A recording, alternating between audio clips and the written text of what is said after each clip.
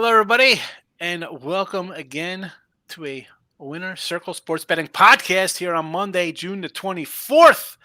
We're powered up by GamblersWorld.net, where you can find myself and Chip downstairs here below me. Doug is over at Doc's, but there's 10 of us over in the Gamblers World Sports Betting Arena, where if you buy any 3, 7, or 30-day package, all picks guaranteed, and you get a refund or credit or whatever you pay for the package. It's reimbursed if we lose, but we don't lose all that much, so that's a good thing. And we got a Twitter at Gamblers World. There it is, _. Got to get the underscore in there. And, of course, all of our handles will pop up, Doug, Chip, and myself. And I got to actually say, we got a new guy on the site. Ricky Tran is on board, and I saw that they have a special running for Ricky. 25% off for Ricky Tran special. Is that what I thought? I don't know if Seth will run a banner for that, but I thought I saw that on the website. And there we go. That's me trying to sell. I'm not the best at it. I got to work on that part of it. But let's introduce the Monday crew. It's the same, except I'm here. And we got Mr. Chipper. I'm going to start with Chip because he gets lost sometimes. He freezes. He's out. He's in. It's like casino. He's here, he's there. Hello, goodbye. Just another guy with a briefcase at the casino. He shows up. What are you doing now? You got a very country look going on right today.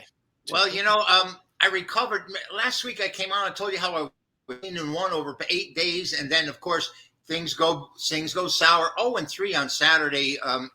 Recovered nicely yesterday. Sunday we were 2-0. So and winning our big bet. The Sunday night games are now 8-3.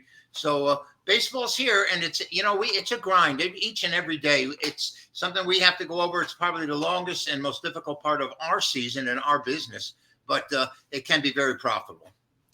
I love me some baseball personally, and I went 2-2 yesterday, but I didn't lose any money because I had 2+ monies, and I had a total of 1 and a small fave with the Braves in the under, and I lost on the who'd I have? I don't remember. Royals.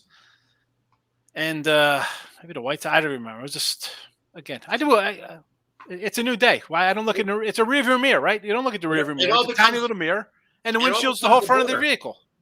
Win or lose, it's behind you. Move on. Yep. Doug. It all meshes together. It becomes a blur after a while. Yes, it does.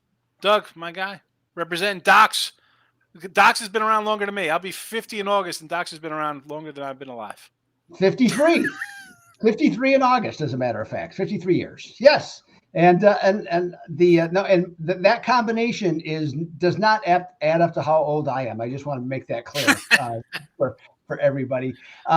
Anyway, yes. Also, just been steady as could be on Major League Baseball. Went 1-1 yesterday, but had more units on one team, so had a winning day there. It's 2 consecutive winning days. Missed on Friday, but hey, 36-23 recently. Been on just a nice steady run, and look to continue that going into today. I got a nice 6-unit best bet going tonight in Major League Baseball, and it's pretty fun night tonight. For June the 24th, we got a Game 7 in hockey. We got a championship game for College World Series, plus the rest of the baseball. So it's pretty exciting day as far as I'm concerned, anyways. Yeah, so the hockey, we have a chance at history, right? Nobody's come back down 3-0 in hockey, and yet here we go. The Oilers are now a favorite. I just saw before the show started. They are now favored on the road here in Game 7. And listen, for me, if you're watching like hockey, I would say whatever team you like, I would just go puck line. Right? I think this is a 4-2 game. I like the over. 18 goals for Edmonton the last 3. Are they suddenly going to say, it's Game 7, let's go historically and play a defensive battle so it's 1-0? No, they're not going to switch up what they've done to put up basically 20 goals of late. I like the over, and I think depending on who you like, I'd say go puck line. But, Chip, any thought on the ice tonight? A team down 0-3 where they are now, and they've been made the favorite on the road. It sort of looks like at least the odds makers think the Oilers are going to come all the way back. Doug? Yeah, actually, and I want to clarify one thing you said, Sean, not picking on you by any stats. There has been one other instance, 1942.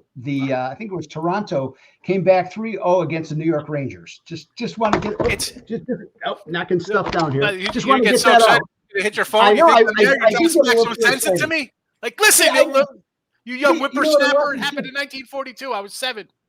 So I just got too excited about it, and then the gambling gods came up, slapped me upside the head in case I was slapping my computer around. So, all right, I'll shut up. I'll let you run the show.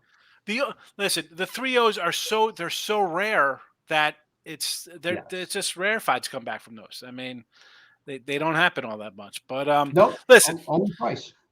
I'm not going to talk about college baseball because I know nothing about it. I'll wait till they're pro players to worry about it. But we got some pro baseball today, and I think we got some decent matchups. My game's going to be a wacky one, but it's a late game. It's a bigger spread.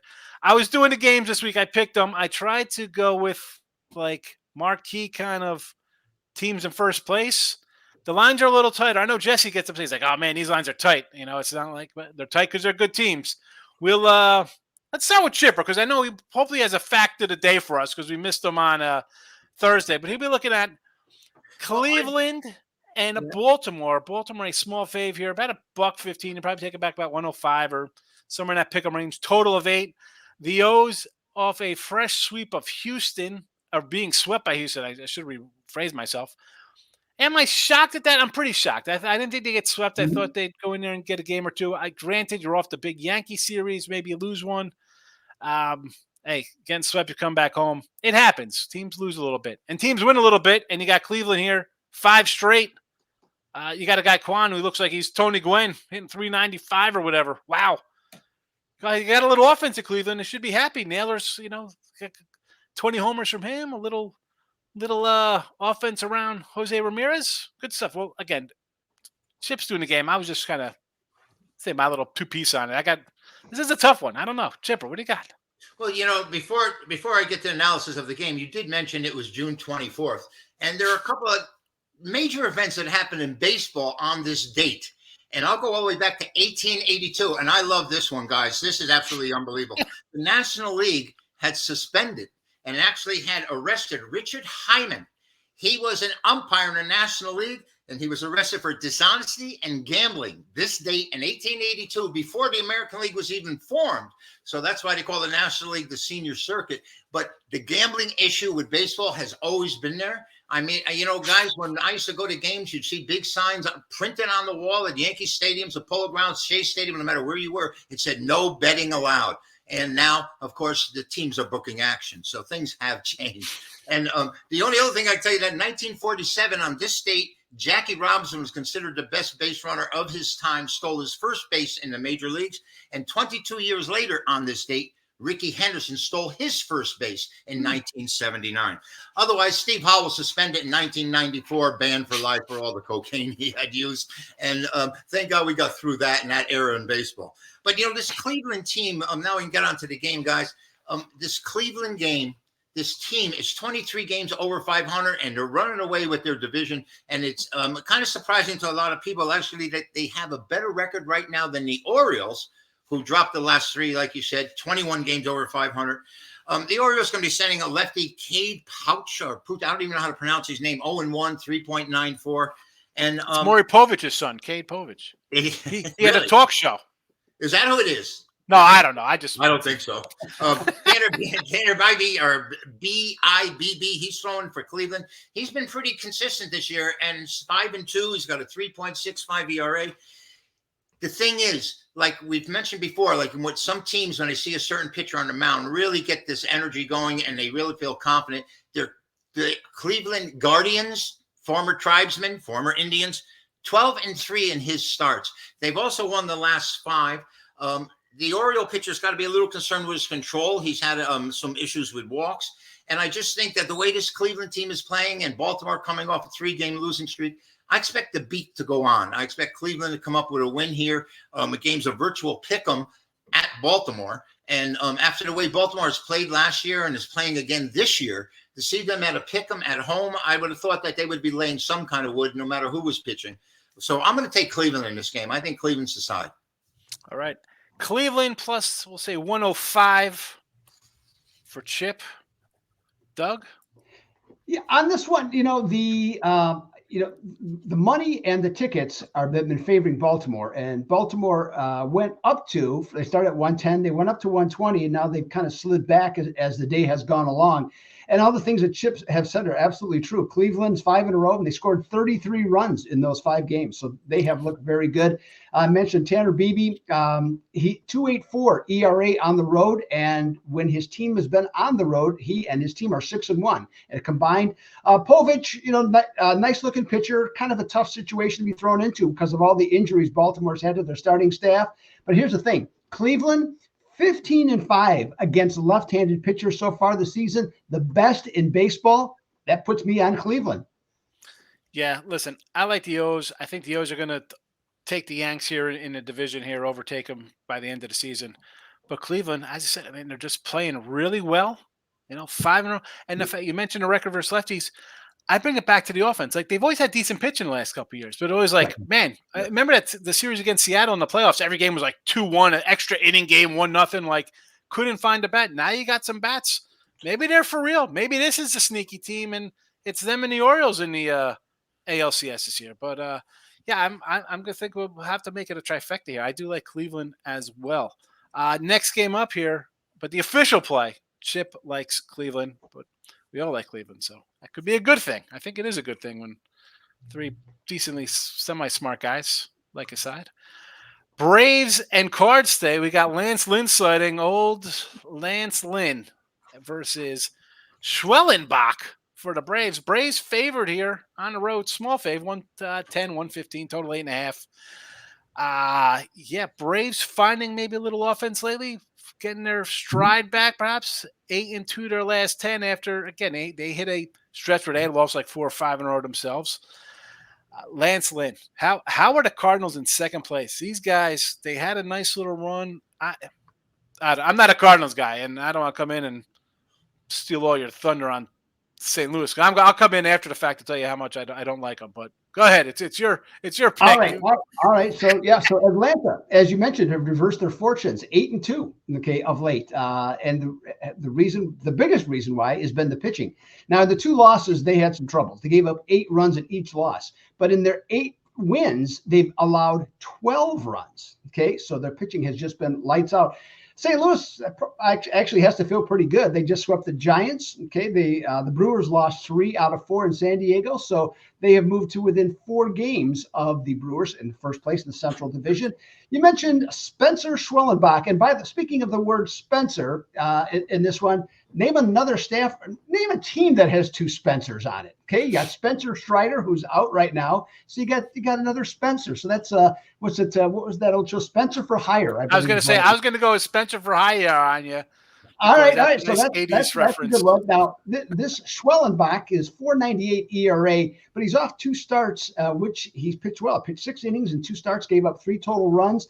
Here's the thing, though. This team has not scored for him in those 4 starts. They've only scored 7 runs. So if he continues to improve, they get a few more runs, decent shape. Lance Lynn comes in, and I think we all pretty much know him, throws, 95% fastballs. He's got 3 different ones that he uses. He can be effective. He had a string of starts recently where he gave up 1 earned run in 3 starts. There were some errors involved there that added some extra runs there. But in his last 3 starts, he's given up 12 runs in 13 innings. He was bombed twice last year in this one. I think there's going to be trouble again in this one. I'm going to take Atlanta in the first 5 innings at -115 for this one. All right. Chip, thoughts on the first 5 or just on the game itself? Well, I'm thinking on the game itself. First off, St. Louis was so disappointing to us last year. They really were. And for me in my lifetime, they've always been very competitive. They've always been a team that fundamentally was sound, had a great farm system. And I was kind of shocked in the way they played last season, but they're sort of making a rebound this year after a poor start where they looked like they were going to repeat what they did last year. They're 24-13, which is the best in the National League in the last 37 games. They're 20-15 at home. Lance Lynn, he's 4-4 lifetime, 4.34 ERA against Atlanta. But I think this game goes over the total with these 2 guys out there. Spencer did pick up his first win Tuesday against Detroit, only gave up 1 run. But St. Louis has really impressed me this year after that poor start. They've really come on and played strong. Atlanta, we know, has been decimated with injuries, not only on their starting staff, but their lineup has been hurt as well. But I think there should be enough offense with these two guys on the mound. I look for the Braves and the Redbirds to go over the total. Doug, what are you going to say? No, nothing. No. That's just listening to what Chip said. So what are you going to say? I'm going to say like Lance Lynn. Well, let's just start on St. Louis. I'm shocked that they're over 500. I don't think last year I didn't think they're a good team. They have 3 more wins than the team in last place in this division. This division is a hot mess. I thought the Cubs would maybe put it together this year. No, we'll still wait. That's one of those you hope in one hand and poop in the other. You're hoping for the Cubs to be good. You're going to have a big smelly hand of poop. That's what you're going to get waiting for the Cubbies. Lance Lynn, the guy's giving up like 4 runs a game on average for his last 10. I don't like it. I do not like it. Chip has mentioned the injuries. Acuna's down for the year again. We saw this team win a World Series without Acuna. And as much as the offense has been struggling, the pitching has been, top notch. I mean, no Strider goes down, you're thinking they're in trouble, but they are not. Yeah, Lopez is, again, he's overachieved a little bit. Sale was good. If he's healthy, you expect a good Sale. And we've seen, listen, they're chasing the Phillies who have Suarez and who's the other kid they got? Sanchez. Well, Nola, I expect Nola to be decent, and Wheeler's a good pitcher. But Sanchez and Suarez, 2 guys out of the blue, having great years. Things adjust. We see the Yanks struggling a bit, so they always have a little down. We see the Braves here on a run. That's why you got to love baseball. 162 games here. I like the first 5. Total wise, I don't know. I'm probably with you on it over because Lance Lynn I don't think is good, and coming off a Yankee series, maybe they. I don't know, full of themselves. It's not a rivalry, but you're playing a good team. Now you're playing a so-so team, even though it's the same division. I don't know. We'll stick it with the Chippers, first 5 minus 115. And there it is. The 3-7 30-day package is guaranteed at Gambler's World. And I kind of butchered it by saying you get a refund, but it was really a credit. So, again, if you want to get a premium package from any of us, you could go there, get it, and we'll win. 3-7 30-day packages. 30-day packages guaranteed. There you go. How about that? All right. It popped up. I figured I'd mention it. I'm doing the Marlins and the Royals, and my oh my, minus 235 with Raggins on the hill versus Munoz. A total of 9.5 here. I'm biased towards the Royals. I got a nice season win ticket on them. I got a Raggins over 11.5 wins for the season. Lead the league in strikeouts. A Cy Young that doesn't look too good because he's getting outperformed by his buddy Seth Lugo on the staff. I thought about maybe a K prop with Mr. Raggins here. 8 Ks, plus 125. I thought maybe let's do a first 5. You can't even trust the guy simply because, and again, I'm leaning Royals here. I'll jump into it a little bit. Well, why jump into it? I like the run line. Give me the run line minus 120 with Raggins. All right. Kansas City at home. We talked about this last week. We were doing a show. The splits for them are just utterly ridiculous. On the road, you saw the 3-11 trip that they just went through. Yankees, Dodgers, Texas, even Oakland. 3-11, or Seattle, I think, was in the mix there too. Just a bad little run. But here you come home where you had, at the time, the best record in baseball at home. I don't know if they're still the best, but 25-14, nothing to turn your nose at. Raggins, 188 last 7 with a 101 whip against the Marlins team that can't pitch, can't hit. I'm shocked that Jazz Chisholm and Bell and Brian De La Cruz and even Luzardo, these guys are still even on a team. I'm sure they'll be flying off the shelves at the trade deadline, probably before. I mean, this team traded Araz already to San Diego. Yeah. What are they doing? I have nothing nice to say about Florida. I'm sorry, Marlins. Normally when you're this bad, if you're a Marlin fan, you end up in a World Series every 5 years and win one, right? That's what they're kind of no hope in sight. I'm going run line with KC. Doug, what do you think about that? I know it's a huge line. I try not to do huge line games like this, but I had to. Yeah, well, I agree with you on that because the line really doesn't make sense if you think of it just how Kansas City's been playing, and then besides, everything, how they have been playing, you start looking at some of their numbers. Their starting pitching 3 weeks ago was 5th in run prevention. They slipped to 9th. Bullpen has been a train wreck. Well, maybe not a train wreck, but it's been poor all year. 21st in giving up runs. Offense recently horrible. Shut out twice. They in Texas scored 2 runs total, and in their last 7, they're averaging 1.6 runs per game. Miami's coming off 2 series that they won. Okay, that's of note, especially for this team. But here's the thing: they're facing Dragons, as you mentioned, and they're 11 and 23 against left-handed. 11 and 23 on the road, and against left-handed pitchers. Get this: 4 and 23 against left-handed starters, being outscored by 3.1 runs per game. And this one, add in the fact that, like I said, with the line, also the Fish on Mondays on the road the last 2 years. Mondays important in the context of a series opener. 2 and 12 against the run line. Sean, to your point, here we go. Yeah. Take Kansas City. Chip.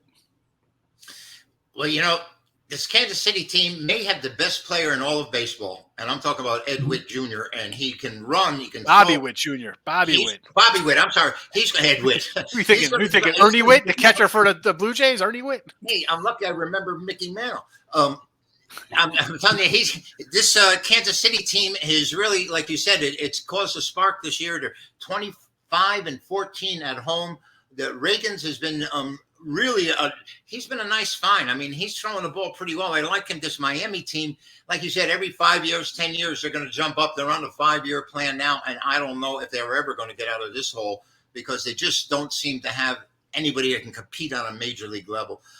If I was to play this game, which I don't like playing these big games, you're all aware of that, I'd either go to the total or, like you said, the run line. I do not want Miami by any sort. So I'd probably play Kansas City. And one of the reasons, Sean, I don't want to get involved in the run line is the last time I did, you were opposite me and you buried me, and I don't like that. So I'm going to give it total. You already gave me the opposite of one total I had today, so I expect that one to go down. So, no, I'm going to sit here. I'd play Kansas City on the run line if I had to do it. The total opened at 9 and went to 9.5, which, again, it comes back to, I think, Casey's splits at home, a bad Miami. I mean, the offense, maybe they get a run somewhere late. I don't expect Raggins to go like 8 innings. He's going to strike out 7, 8, 9 guys, and he's gone in the 6+ inning. I was looking like, wow, 8.5 outs, because we're talking, Doug, last week, we're talking about pitcher props and outs. I'm like, 18.5 looks pretty easy. Go 6 innings. You look at his outings, he just goes 6, 6, 6, a couple random 7s in there, but you're striking out 12 guys. You're out of the game. He's only going 6. But I really think they hit. RBI prop for Witt was like a -110. Sal Perez was like a even money. So you start looking at middle of the lineup guys like Witt, Perez, and Vinny P was, I think, a +115. The middle of the order are minus money for ribbies. I think the odds makers expect runs to be scored. Yep. Obviously, the total went 9.5. They're home, play better at home. Slumping, I think it all comes down to, like, I think it'll be like an 8-2 kind of game here. I think it goes, cover that run line fairly. I hate saying things are easy, but Ragging 64 Ks and 48 innings at home.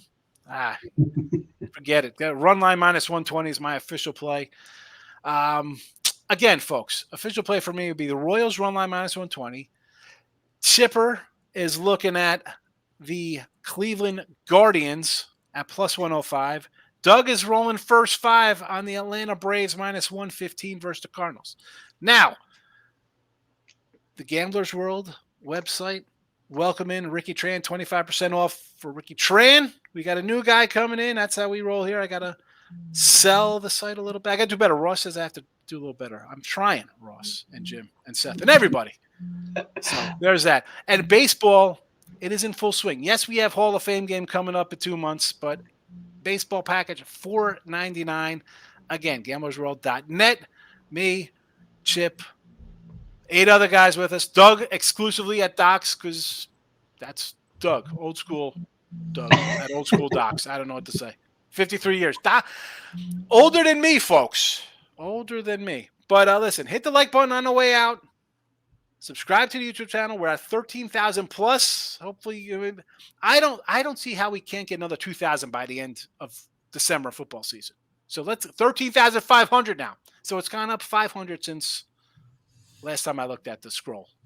So let's kind of get those numbers up. Those are rookie numbers, as they say in Wolf of Wall Street. Those are rookie numbers. We got to pump them up.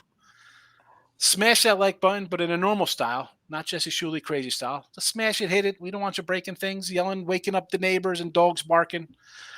For Chip, Doug, and myself, thanks for tuning in today. Tomorrow, me, Ross, and Jesse. There you go. We'll be happy. Good luck, everybody.